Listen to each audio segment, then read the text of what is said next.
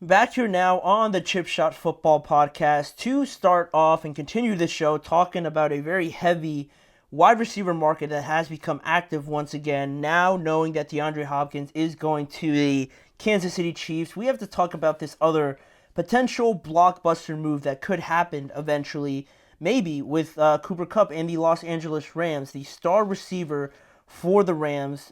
We started hearing last week the reports about how Cooper Kupp could be an interesting piece to watch out for as the trade deadline approaches, right? Because the Rams were having a bit of a tough go at it just because, the record and whatnot and things like that, everybody getting injured.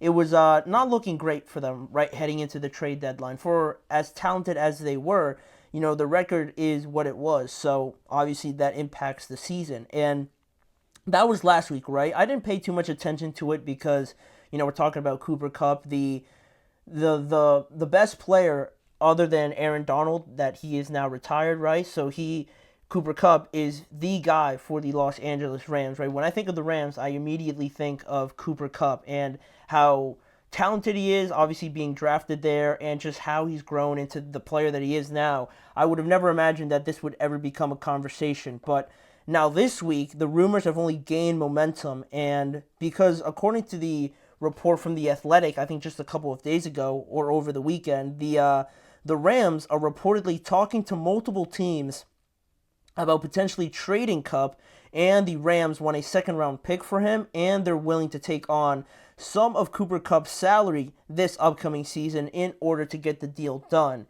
And it just feels surreal to me that I've said those words about the Rams because, it's one thing that other teams are calling. Some teams are calling the Jets, I'm sure, about Garrett Wilson. But it's another thing that, if the reports turn out to be true by The Athletic, it's another thing that the Rams are actively calling other teams to gauge their interest in trying to get the guy on their team, right? And also, you might say, all right, well, that might not be too different. They're doing their due diligence, right? Just in case they have to do it.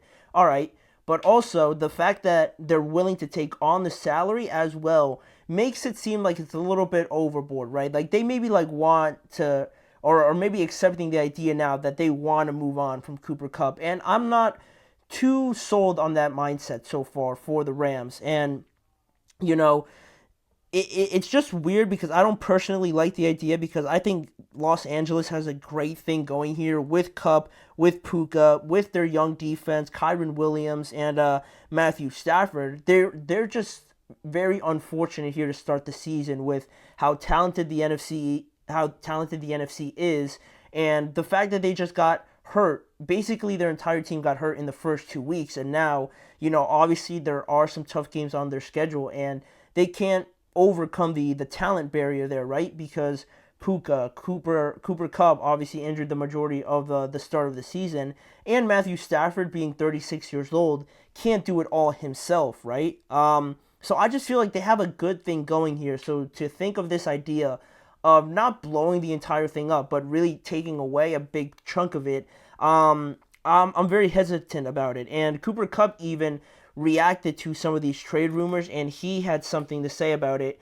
over the last couple days here, and just about the potential of being traded. And he said, I'm aware of it, but at the end of the day, I'm going to be where my feet are. That's all I know. I have a job to do here, and I take a lot of pride in doing everything I can for the guys in this building and being able to step on the field knowing that I prepare the best that I can. So, said a lot, but not really saying too much, right? In the same, sentence. He's heard the news. That's the biggest thing about this is he's aware of it, but he's not really thinking too much about it, especially with them having to play already tomorrow against a very hot Minnesota Vikings team. And, Kupp is set to return tomorrow, right? He has been away for a month, maybe a little bit over a month, recovering from that high ankle sprain, and now he is set to make his return in tomorrow night's game against the Vikings, and he hasn't played since September 15th. He's only played 2 weeks, but you look at the production he has given the Rams. Just in those 2 weeks, he's recorded 18 receptions, 147 yards, and a touchdown, which is nuts for just the first 2 weeks. That's almost like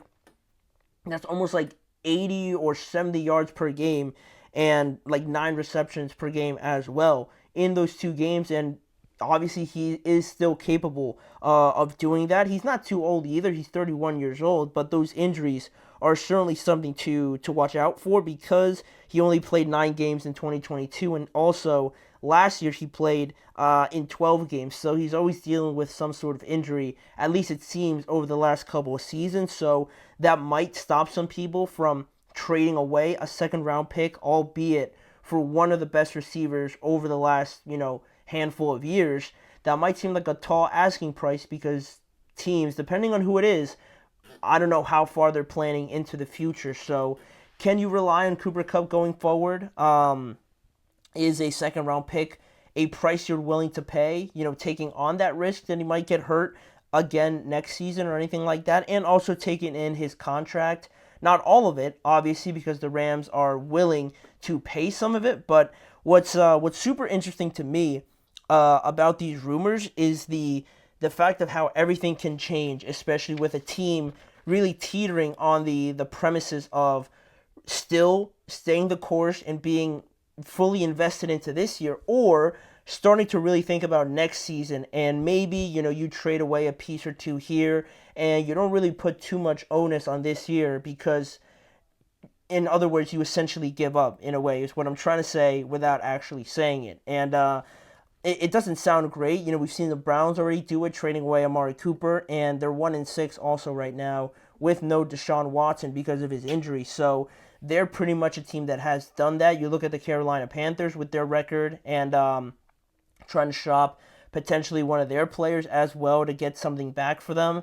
And it's going to be interesting, like I said, because that one factor that I think could really change everything is the fact that I believe that tomorrow's game, the Thursday night game, is going to be huge for the Rams, and just for us kind of understanding where this Rams team is going and where they're going to end up in 2024. Because right now they're sitting at 2-4, and tomorrow, hosting the Minnesota Vikings, if they lose this game, they're going to be 2-5, obviously. And at 2-5, that seems almost like too steep of a hill to climb out of. Even if you do get back some of those guys, like Puka comes back, and Cooper Kupp obviously is going to come back tomorrow. But even if you get everybody back, it might still seem like too steep of a hole to get out of, especially in the NFC, like we said, that is very competitive, with a lot of teams, a lot of surprise teams also coming up out of nowhere. I don't know if they're really going to be able to just fully click everything back into gear and just try and get back into the playoffs. I mean, they could. There's technically a chance, but I don't know how likely it is that they do that. So, if they do lose tomorrow, and what's even more like a chess match, sort of cat and mouse game with this, is that if they do lose tomorrow, it increases the possibility for me that they are going to try and shop a guy like Cooper Kupp. And other teams, knowing that now, might think, well, they want to sell him now because their season isn't going anywhere. Why are we going to pay a second round pick knowing that they're going to want to trade him anyway? So let's hold off and see how real, I guess, desperate the Rams get and how much they lower that asking price. And then when it goes to a third or a fourth round pick, probably if the Rams really want to get rid of Cooper Kupp, then you buy yourself some more time, you push it towards the deadline, and you might get a better deal out of it if you're the Steelers, or if you're in like the Commanders or something like that, and you're needing still a wide receiver. That's where it gets pretty fascinating, right? Because if the Rams win somehow, then you don't really know what's going on. Maybe the Rams think that at that point they're going to be 3-4. I'm assuming they believe that they're going to go after it this year, but maybe next week after this week they lose and everything changes again. That's what's so fascinating to me about this scenario, because it's so based on the results obviously coming up. And we're not talking about the long-term results, right, of an entire season. We're talking about a November 5th deadline that really sends everybody scrambling. And over the last few years, we've seen a lot of trade deadline sort of moves get done.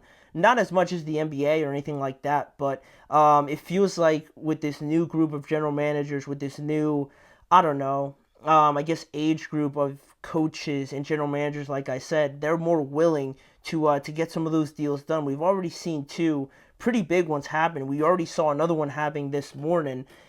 This could be another one that could be just on the premises of happening, all based on these results. So it seems like it could be likely, but also it's based on tomorrow, essentially. We're just going to have to wait until tomorrow to see how the Rams look, to see what the sensations are if they lose, and I believe they will lose. I'm going to predict them to lose because, the Vikings, I just feel like, are a better team right now, and the Rams just don't have everybody.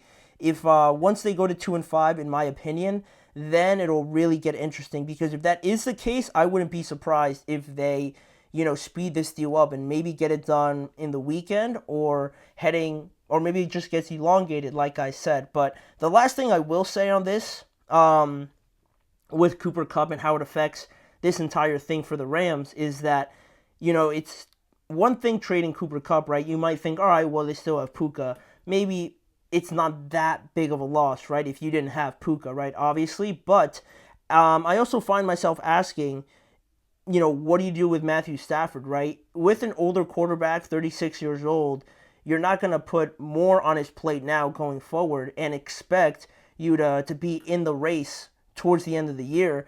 What do you do with him? Do you start taking calls about Matthew Stafford? Does he start to entertain, possibilities of moving on, knowing that you just traded away his best target, his most reliable target? Is he really committed to this team, or are the Rams just thinking of blowing up the quarterback position and the wide receiver position, and saying, their goodbyes to 2024 and just looking towards the future by acquiring some high draft picks for their quarterback and their wide receiver? Because again, it wouldn't make too much sense to me. If you want to believe in this year that you could really do something, you wouldn't trade away Cooper Kupp.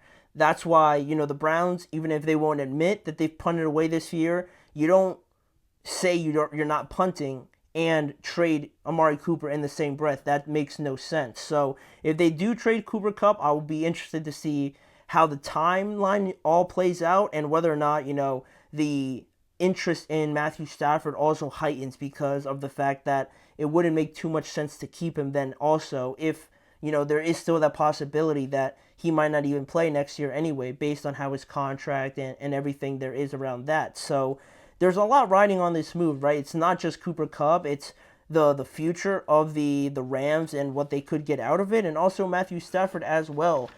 I think we're going to learn a lot more, though, after tomorrow's game, whether or not the Rams win or lose against a red-hot Minnesota Vikings. So that is all the trade talk we're going to get to today, but it's not the last player we're going to mention specifically, because in our next segment, we've talked a lot about the recaps of these games, but we haven't really mentioned the idea that Tua Tagovailoa is getting set to return already from his concussion. He is targeting this upcoming week against the Arizona Cardinals to make his return, and he has some things to say on Monday. We're going to react to them and just our overall thoughts on this Dolphins team and how much of a change Tua can really make for a 2-4 team that doesn't look ready to make a jump even more than what they did last year. So we're going to talk about Tua and what he said in his press conference on Monday when we return. Looking